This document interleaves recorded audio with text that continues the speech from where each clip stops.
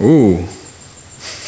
Picked a good one for the last one. Huh? Could you kindly explain what impersonal or selflessness is?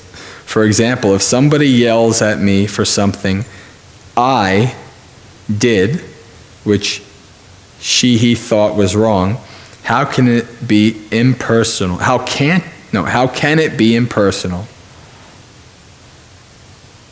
He blamed me, so I get hurt. Please explain. Anatta is another really fun thing that the Buddha did, because at the time of the Buddha, the Brahmins believed in the Atman. The Atman was this eternal. Actually, it's described as this little being. It's even like in the shape of a human being. It's like this little being that inhabits us. It's like our permanent soul. That the goal is to unite with Brahma eventually. And so the Buddha says everything's impermanent. And you know that Atman? No. Anatta. So he says, not soul, he says soulless. And so he comes in and says, no such thing as a soul. No such thing that you can find. Everything is impermanent. And because everything is impermanent, there's no such thing as a permanent soul. Going back to what I said before about the between two extremes, eternalism and annihilism, right? Eternalism is that permanent soul. So anatta simply means soulless or not self. The Buddha never specifically came out and said there is no soul or no self. He refused to answer the question when people asked that. But what he did say is, you can try to find a self in your experience, and you're not really going to find it. That's why what I said, he says, what I said before. This is not me, not mine, not myself. When seeing rightly, this is what you see for all things, because, as I talked about yesterday, everything is impermanent, unstable. We grasp to things that are unstable. We cause ourselves dukkha, our suffering. So the Buddha says, if something that is unstable, of the nature to change, and if grasped to causes suffering, can you really call it yourself? Can you really call it Atman? And his answer is no, you can't call it that. You think you have power over it. You think, I can, like raise my hand and, I can do all kinds of stuff. The Buddha says, yeah, that's nice. Tell your body not to grow old. Tell your body not to get sick. Tell your body not to die. Oh, you can't. And so the Buddha says, because of this, you can't consider this a self if you think that this is this permanent soul. So it's been my experience in my own practice in terms of anatta that it's not like one day, I have a self, I'm taking everything personal, this is all me, and then the next day, eureka, I don't have a self, this is great, oh, the Buddha was right. No, it's something that happens gradually over time. Things that you first thought were yours, you start to question, well, maybe it's not mine, or I thought it was, but now I'm confused because I don't know what's happening. One of the first experiences that sticks out in my mind in regard to this was the first time I noticed my mind ever going silent for more than a couple seconds. I was doing walking meditation on a break at work. I was at my office, just walking around the office. And I just remember my mind wanted to sing. And like I said, you can't force. I'm not like going to suppress my mind. Don't sing. So I was the observer. I was just watching. My mind wanted to sing. And my mind wanted to sing, I remember to this day, Sweet Caroline by Neil Diamond. So here I'm just walking, meditating, and I'm watching my mind swinging Sweet Caroline. And all of a sudden I notice, like 5 minutes later, there's nothing in my mind. It's completely silent. No thoughts. No thoughts about the past, no thoughts about the future, no thoughts about, I have to, in 10 minutes I have to go back into my work and do this and this and this and this. Completely silent. And it shocked me so much because that had never happened to me before. The only time that kind of happens to the average person is when they're busy in doing a task, playing a game or maybe sewing or whatever, doing something that kind of gets you into what they call the flow, right? But in that situation, you're not paying attention to your mind because you're paying attention to what you're doing.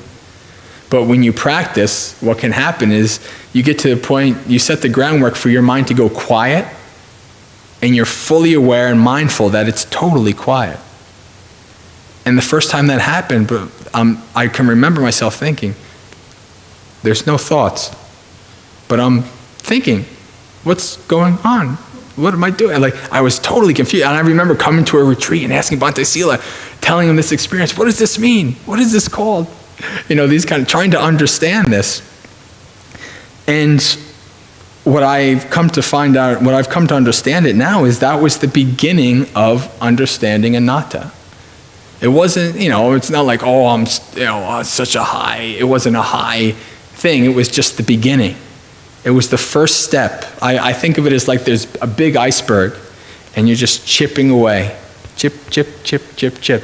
And each time you chip away a little bit of what you thought was this permanent soul, that, this is mine, that goes away. And so you get to the point where a thought comes up and you're aware of it and you're mindful of it, but you realize, okay, I don't have to accept this as mine. I don't have to accept this as me. I don't have to identify with it. I don't have to grasp onto it. I can just let it go. And for the most part, that'll work. Sometimes a thought or something comes up where you're just not there yet. You're not to the point where you're able to understand that I can let this go.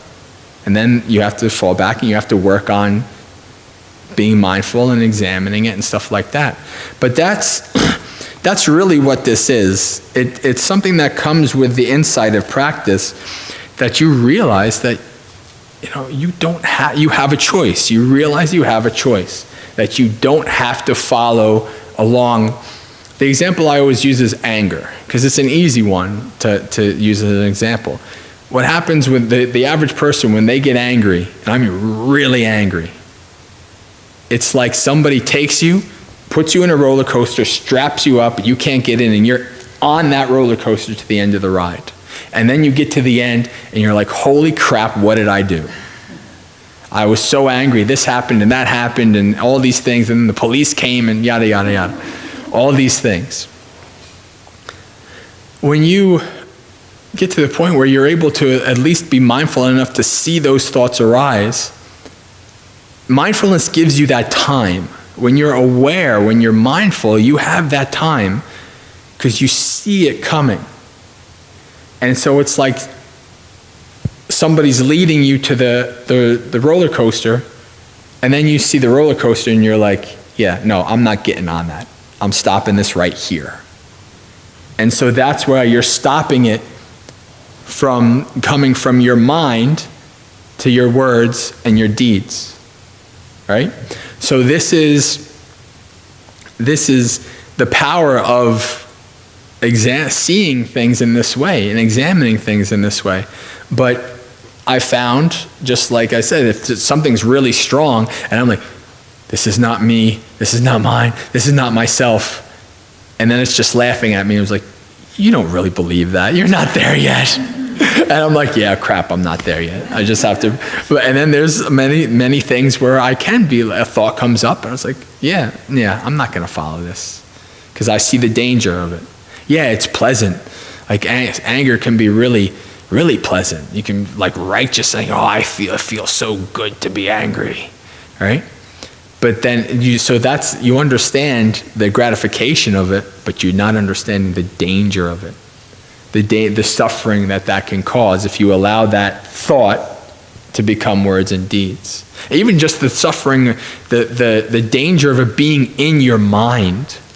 Having a mind like that is so horrible and heavy And when you really come to see that more deeply, you don't even want to, you can become averse to even having that in your mind because it's so unpleasant. It's so, why would you want it in your mind? So I guess that's really what I have to say about this in terms of, somebody says something about you, the normal thing is we get defensive and we strike back.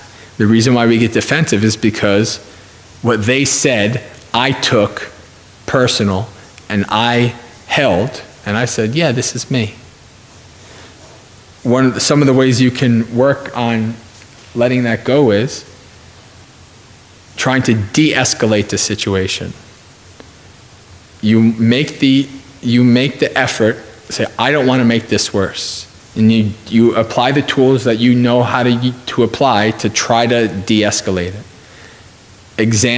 Practice metta for them, practice compassion, practice understanding that they're the owner of their karma, that their actions, they're causing themselves sufferings, and you don't have to let them cause you suffering because your suffering is your own choice. So you putting these thoughts and these contemplations into play, in addition to the insight gained through your regular meditation, you can better handle a situation like that.